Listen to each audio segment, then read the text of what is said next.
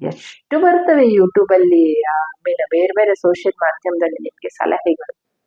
ಆದ್ರೆ ತುಂಬಾ ಸರಿ ಏನಾಗುತ್ತೆ ಗೊತ್ತಾ, ಊದ್ಗುಂಬಳಕಾಯಿ ತಂದಿರ್ತೀರಾ, ಅರ್ಧ ದಿವಸ ಕೊಳತೋಗಿರುತ್ತೆ, ಅರ್ಧ ದಿವಸ ಮಾಡ್ಕೊಡಕ್ ಪುರ್ಸೊತ್ತಿರಲ್ಲ. ಆಯ್ತಾ, ಸಲಹೆಗಳೆಲ್ಲ ಅಲ್ಲಲ್ಲೇ ಇರ್ತವೆ. ಒಂದ್ 2 ದಿವಸ 4 ದಿವಸ ಮಾಡ್ತೀರಾ, 5ನೇ ದಿವಸಕ್ಕೆ ಆಗೋದಿಲ್ಲ. ಹೆಣ್ಮಕ್ಳಿಗಂತೂ ತಂದಿರೋ ರೆಡಿಮೇಡ್ ಔಷಧಿ ಕುಡಿಯೋಕೆ ಸಮಯ ಇರಲ್ಲ, ಅದನ್ನೆಲ್ಲ ಮಾಡ್ಕೊಂಡು ಕುಡಿಯಕ್ಕಾಗತ್ತಾ? ನಮಸ್ತೆ ಪ್ರೀತಿ ವೀಕ್ಷಕರೇ.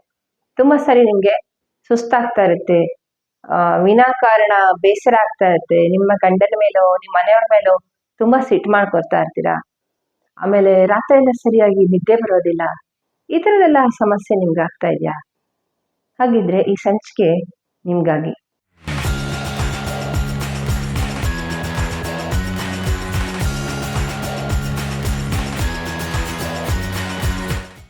ನಾನು ಮೊದಲು ಹೇಳಿದಂತಹ ಲಕ್ಷಣಗಳಿದ್ದಾವಲ್ಲ, ಅದು ಬಹುತೇಕ ಹೆಣ್ಣು ಮಕ್ಕಳ ಸಾಮಾನ್ಯ ಸಮಸ್ಯೆ.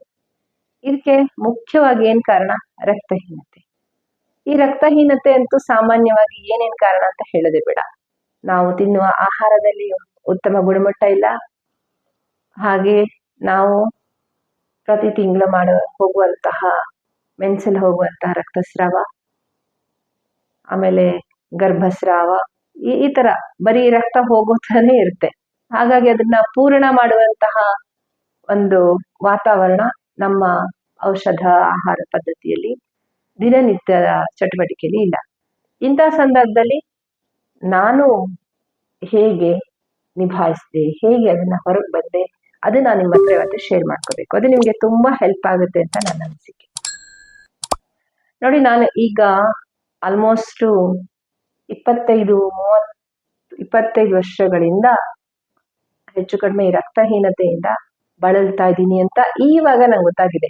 ನಿಮ್ಗೂ ಗೊತ್ತಾಗಿರಲ್ಲ. ಯಾರಾದ್ರೂ ಹೇಳಿದ್ರೆ ನಿಮ್ಗೆ ಸಡನ್ ಆಗಿ ಮೇಡಮ್ ಏನೋ ತಲೆ ಕುಯ್ತಾರಪ್ಪ ಅಂತ ಅನಿಸ್ಬಹುದೇನೋ, ಆದ್ರೆ ದಯವಿಟ್ಟು ತಿಳ್ಕೊಳ್ಳಿ, ಇದು ಗಂಭೀರವಾದ ಸಮಸ್ಯೆ. ನಿಮ್ಮ ಸುಸ್ತು, ಥೈರಾಯ್ಡು, ಆಮೇಲೆ ತೂಕ ಹೆಚ್ಚಾಗೋದು, ತೂಕ ಕಡಿಮೆ ಆಗೋದು, ಲೋ BP, ಹೈ BP, ಮತ್ತೆ ಇನ್ನು ಬೇರೆ ಬೇರೆ ತರದ ಎಲ್ಲ ಸಮಸ್ಯೆಗಳ ಮೂಲ ಎಲ್ಲಿರುತ್ತೆ ಗೊತ್ತಾ? ರಕ್ತಹೀನತೆ. ರಕ್ತದಲ್ಲಿರುತ್ತೆ. ರಕ್ತ ಫೈಟಿಂಗ್. ರಕ್ತ ಅಂದ್ರೆ ಏನು? ಅದು ನಮ್ಮ ದೇಹವನ್ನ ಸಂರಕ್ಷಿಸುವ ಒಂಥರ ತಾಯಿ ಇದ್ದ ಹಾಗೆ. 5 ಲೀಟರ್ ನೀರ್ ಏನಿರುತ್ತೆ ನಮ್ಮ ದೇಹದಲ್ಲಿ, ಕೆಂಪು ಕಣಗಳ ಆ ಮೊತ್ತ, ಅದೇ ನಮ್ಮ ದೇಹದ ಶಕ್ತಿ. ಆ ಶಕ್ತಿ ಸರಿಯಾಗಿಲ್ಲ ಅಂತಂದ್ರೆ ಯಾವ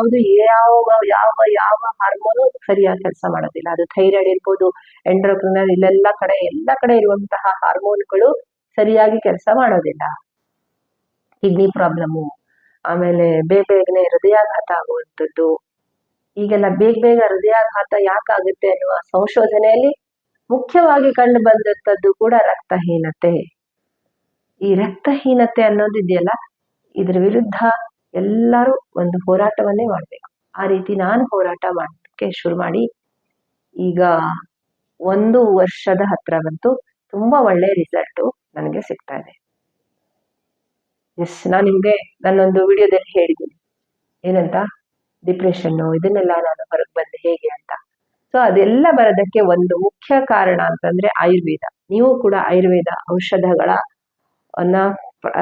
ಟ್ರೈ ಮಾಡ್ಬೋದು. ನಾನೇನ್ ಮಾಡಿದೆ ಅಂತಂದ್ರೆ, ಈ ಅಶ್ವಗಂಧ, ಶತಾವರಿ, ಇದೆರಡು ನಮ್ಮ ಹೆಣ್ಣು ಮಕ್ಕಳಿಗೆ ವರದಾನ ಇದ್ದ ಹಾಗೆ. ನೀವು ಮಲಬದ್ಧತೆ ಇದ್ರೆ ತ್ರಿಫಲಾ ಚೂರ್ಣವನ್ನ ಸೇರಿಸ್ಕೋಬಹುದು.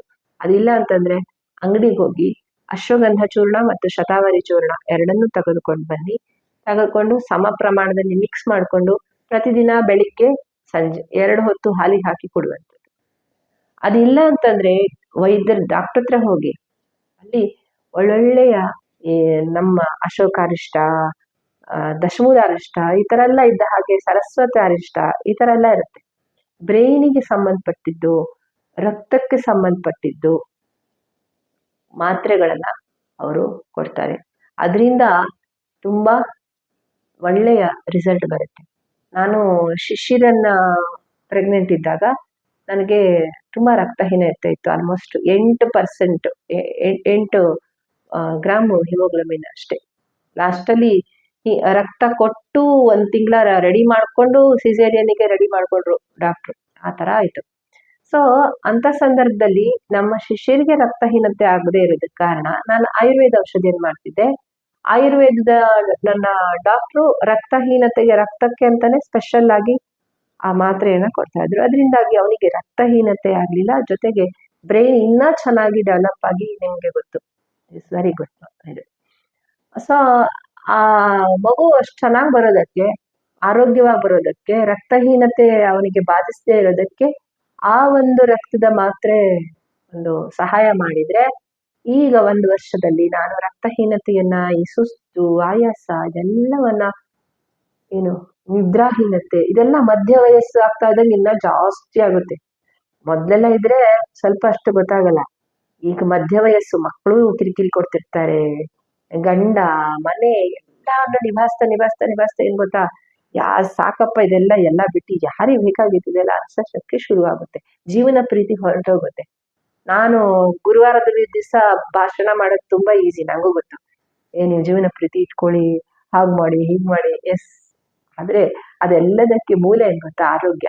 ಆರೋಗ್ಯ ಚೆನ್ನಾಗಿದ್ರೆ ನೀವೇನ್ ಬೇಕಾದ್ರೂ ಮಾಡ್ಬೋದು. ಆರೋಗ್ಯ ಚೆನ್ನಾಗಿಲ್ಲ ಅಂತಂದ್ರೆ ಆ ದೇವರಿಗೂ ಬೇಡ ಪರಿಸ್ಥಿತಿ, ಆ ತರ ಆಗಿರುತ್ತೆ. ಹಾಗಾಗಿ ಅಂಥದ್ದನ್ನ ಗೆದ್ದು ಬರೋದಕ್ಕೆ ನೀವು ನಿಮ್ಮ ಆಯುರ್ವೇದ ವೈದ್ಯರನ್ನ ಸಂಪರ್ಕಿಸಿ, ಅವ್ರ ಹತ್ರ ನಿಮ್ಮ ಸೂಕ್ತವಾದ ಏನು ಟ್ರೀಟ್ಮೆಂಟ್ ಅನ್ನ ತೆಗೆದುಕೊಳ್ಳಿ. ಯಾಕಂದ್ರೆ ಅಲೋಪತಿನಲ್ಲಿ ಎಸ್ ನಾನು ಹೇಳ್ಬೋದು ಮಲ್ಟಿವಿಟಮಿನ್ ಟ್ಯಾಬ್ಲೆಟ್ಸ್ ಹೇಳ್ತೀನಿ ಎಷ್ಟೋ ಸಾರಿ, ಆಮೇಲೆ ಎಸ್ ಹಾಗೆ ನಿದ್ದೆ ಮಾಡಿ, ಹೀಗೆ ಊಟ ಮಾಡಿ. ನಮ್ದು ಆರೋಗ್ಯಕ್ಕೆ ಸಂಬಂಧಪಟ್ಟ ಸುಮಾರು ವಿಡಿಯೋಗಳಿದ್ದಾವೆ, 36 ಅದೆಲ್ಲ ನೋಡಿ. ಎಲ್ಲಾನು ನನ್ನ ಸ್ವಂತ ಅನುಭವದಲ್ಲಿ ಹೇಳಿರೋದು, ಎಲ್ಲೆಲ್ಲನೂ ಓದ್ಕೊಂಡ್ಬಂದು ಕದ್ದು ಬಿಟ್ಟು ಅಥವಾ ಇನ್ನೆಲ್ಲ ಇದು ಮಾಡ್ಬಿಟ್ಟು ಕ್ಯಾಪ್ಸ್ ಹಾಕಿದ್ದಲ್ಲ.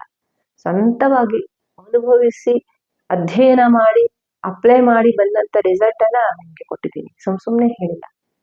ಸೊ ಇದನ್ನ ಉಪಯೋಗಿಸ್ಕೊಂಡು ನೀವು ಆ ಸುಸ್ತು, ನಿದ್ರಾಹೀನತೆ ಹೇಳ್ಬೋದು. ಏನ್ ಗೊತ್ತಾ, ಒಂದು ಒಳ್ಳೆ ಜ್ಯೂಸ್ ಕುಡೀರಿ, ಪ್ರೊಮೋಗ್ರೆನೇಟ್ ಜ್ಯೂಸ್ ಕುಡೀರಿ, ಆಮೇಲೆ ದ್ರಾಕ್ಷಿ, ಒಣ ದ್ರಾಕ್ಷಿ ತೆಗೆದುಕೊಳ್ಳಿ, ಆಮೇಲೆ ಬೇರೆ ಬೇರೆ ಸಿಗುಂಬಳು, ಬೂದ್ಗುಂಬಳಕಾಯಿ ಅದರದೆಲ್ಲ ಬೀಜ ತಗೊಳ್ಳಿ, ಬೂದ್ಗುಂಬಳಕಾಯಿ ಜ್ಯೂಸ್ ಕುಡೀರಿ. ಎಷ್ಟು ಬರ್ತವೆ ಯೂಟ್ಯೂಬ್ ಅಲ್ಲಿ, ಆಮೇಲೆ ಬೇರೆ ಬೇರೆ ಸೋಷಿಯಲ್ ಮಾಧ್ಯಮದಲ್ಲಿ ನಿಮ್ಗೆ ಸಲಹೆಗಳು. ಆದ್ರೆ ತುಂಬಾ ಸರಿ ಏನಾಗುತ್ತೆ ಗೊತ್ತಾ, ಬೂದ್ಗುಂಬಳಕಾಯಿ ತಂದಿರ್ತೀರಾ, ಅರ್ಧ ದಿವಸ ಕೊಳತೋಗಿರುತ್ತೆ, ಇನ್ನರ್ಧ ದಿವಸ ಮಾಡ್ಕೊಡಕ್ ಪುರ್ಸೊತ್ತಿರಲ್ಲ, ಆಯ್ತಾ. ಸಲಹೆಗಳೆಲ್ಲ ಅಲ್ಲಲ್ಲೇ ಇರ್ತವೆ. 2 ದಿವಸ 4 ದಿವಸ ಮಾಡ್ತೀರಾ, 5ನೇ ದಿವಸಕ್ಕೆ ಆಗೋದಿಲ್ಲ. ಹೆಣ್ಮಕ್ಳಿಗಂತೂ ತಂದಿರೋ ರೆಡಿಮೇಡ್ ಔಷಧಿ ಕುಡಿಯೋಕೆ ಸಮಯ ಇರಲ್ಲ, ಇನ್ನು ಅದನ್ನೆಲ್ಲ ಮಾಡ್ಕೊಂಡು ಕುಡಿಯಕ್ಕಾಗತ್ತಾ? ಖಂಡಿತ ಇಲ್ಲ. ಆಮೇಲೆ ಪೊಮೊಗ್ರನೇಟು, ಇವತ್ತಿನ ದಾಳಿಂಬೆ ಹಣ್ಣಿನ ರೇಟ್ ಎಷ್ಟಿದೆ? 210 ರೂಪಾಯಿ 1 kg.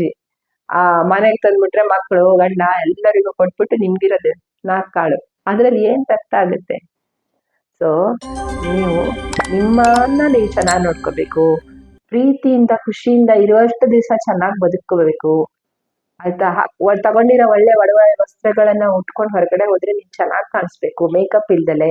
ಇವತ್ತು ನಾನು ಮೇಕಪ್ ಹಚ್ಕೊಳ್ದೆ ಬಂದಿದ್ದೀನಿ, ನಾನು ಏನಿಲ್ಲ, ಹಂಗಿದೆ, ಆಯ್ತಾ. ಇದು ನನ್ನ ಒರಿಜಿನಲ್ ರೂಪ, ಆಯ್ತಾ. ಸೊ ಏನಾದ್ರೂ ಚೆನ್ನಾಗಿ ಕಾಣಿಸ್ಬೇಕು ಅಂತಂದ್ರೆ ದಯವಿಟ್ಟು ನಾನು ಹೇಳಿದ ಈ ಟಿಪ್ಸ್ ಅನ್ನ ಅನುಸರಿಸಿ. ತಕ್ಷಣ ನಿಮ್ಮ ಆಯುರ್ವೇದ ವೈದ್ಯರಲ್ಲಿ ಹೋಗಿ ಸೂಕ್ತವಾದಂತಹ, ಅದ್ರಲ್ಲಿ ಒಳ್ಳೊಳ್ಳೆ ರಕ್ತ ಇದೆ, ಒಳ್ಳೊಳ್ಳೆ ಔಷಧಗಳಿದ್ದಾವೆ, ನಿದ್ರೆ, ಬ್ರೈನ್ ಟಾನಿಕ್ಗಳಿದ್ದಾವೆ. ಬ್ರೈನ್ ನನಗೇನಾಗಿಲ್ಲ, ಚೆನ್ನಾಗಿದ್ದೀನಿ, ನನ್ನ ಬ್ರೈನಿಗೆ ಏನಾಗಿಲ್ಲ, ಈ ತರ ಎಲ್ಲ ನೀವು ಆದಿಸಬಹುದು. ಅದನ್ನ ತಿಳ್ಕೊಳ್ಳಿ. ನಿಮ್ ನಿದ್ರೆ ಸರಿಯಾಗಿ ಬರ್ತಾ ಇಲ್ಲ, ತುಂಬಾ ಸಾರಿ ಸಿಟ್ಟು ಬರುತ್ತೆ, ಅವ್ರು ಮಾಡಿದ್ದೆಲ್ಲ ತಪ್ಪು ಅಂತ ಅನ್ಸಕ್ ಶುರು ಆಗುತ್ತೆ, ನಿಮ್ ಸುತ್ತಮುತ್ತಲು ಇರೋವ್ರ ಬಗ್ಗೆ ಎಲ್ಲ ತುಂಬಾ ದೂರ್ತೀರಾ, ಆಕ್ಷೇಪ ಮಾಡ್ತೀರಾ ಅಂತ ಹೇಳ್ತಿದ್ದಾರೆ.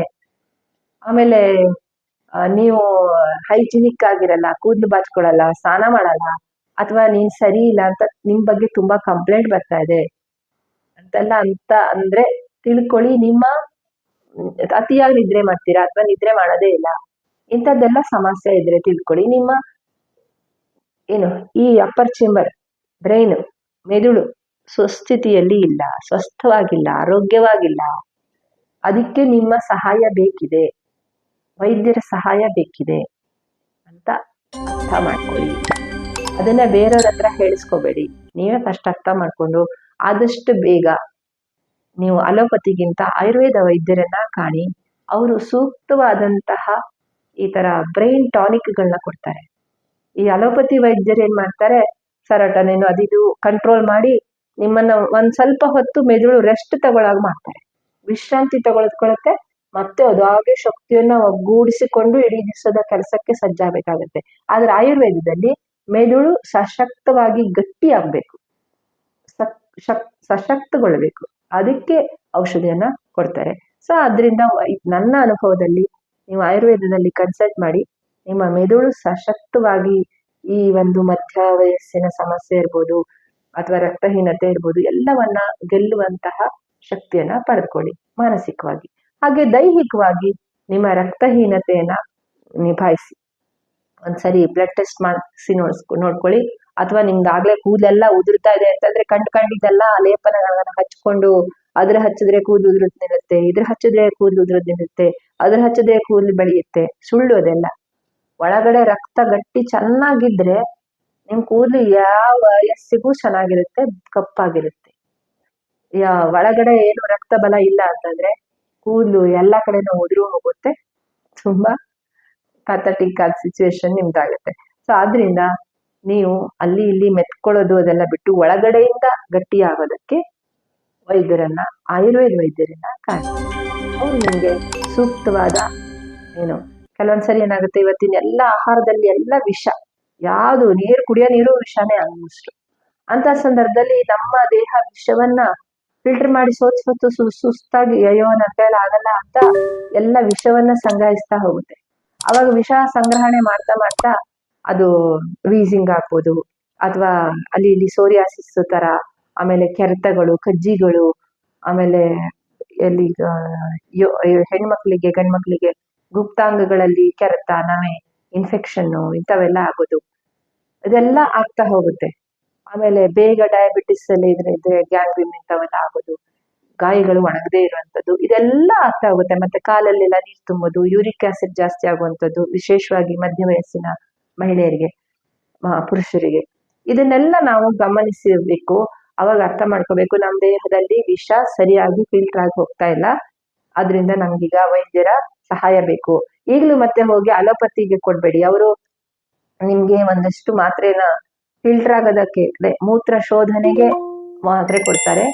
ಮೂತ್ರ ಶೋಧಿಸುತ್ತೆ, ಆದ್ರೆ ಮೂತ್ರಪಿಂಡಗಳಲ್ಲಾಗ್ಲಿ, ಮೂತ್ರಕೋಶದಲ್ಲಾಗ್ಲಿ, ಅಥವಾ ಲಿವರ್ ಅಲ್ಲಾಗ್ಲಿ, ಈ ಮೂರು, ಲಿವರು, ಮೂತ್ರಕೋಶ, ಮೂತ್ರಪಿಂಡ, ಇದೆಲ್ಲ ಏನ್ ಗೊತ್ತಾ, ನಮ್ಮ ದೇಹದಲ್ಲಿ ವಿಷವನ್ನ ಶೋಧಿಸುವ, ವಿಷವನ್ನ ಹೊರಗೆ ಹಾಕುವಂತ ಅಂಗಗಳು. ಅವಕ್ಕೆ ಬಲನೇ ಇಲ್ದೇನೆ ಅವು ಎಷ್ಟು ಸಾರಿ ಫಿಲ್ಟರ್ ಮಾಡ್ತವೆ. ಸೊ ಅದಕ್ಕೆ ಬಲ ತುಂಬುವಂತಹ ರಸಾಯನಗಳನ್ನ, ಮದ್ದುಗಳನ್ನ ಆಯುರ್ವೇದದಲ್ಲಿ ಕೊಡ್ತಾರೆ. ಸೊ ಆದ್ರಿಂದ ಆಯುರ್ವೇದದ ಔಷಧಗಳನ್ನ ತೆಗೆದುಕೊಳ್ಳಿ, ಖುಷಿಯಾಗಿರಿ. ನಾನಂತೂ ಇವಾಗ ಖುಷಿಯಾಗಿದ್ದೀನಿ ಅಂತಂದ್ರೆ ಬಿಕಾಸ್ ಆಫ್ ಈ ಮೆಡಿಕಲ್ ಸಿಸ್ಟಮ್ ಇಂದ. ನಾನು ಹೇಗೆ ಹೊರಗೆ ಬಂದೆ ಅಂತ ಹೇಳಿದೆ, ಅದನ್ನ ನೀವು ಅಪ್ಲೈ ಮಾಡಿ ನೋಡಿ ಹೇಗಾಗುತ್ತೆ ಅಂತ ಕಮೆಂಟ್ ಅಲ್ಲಿ ಹೇಳಿ. ಸಿಗೋಣ ಮುಂದಿನ ಸಂಚಿಕೆಯಲ್ಲಿ, ಮುಂದಿನ ಮಾಹಿತಿಯಲ್ಲಿ.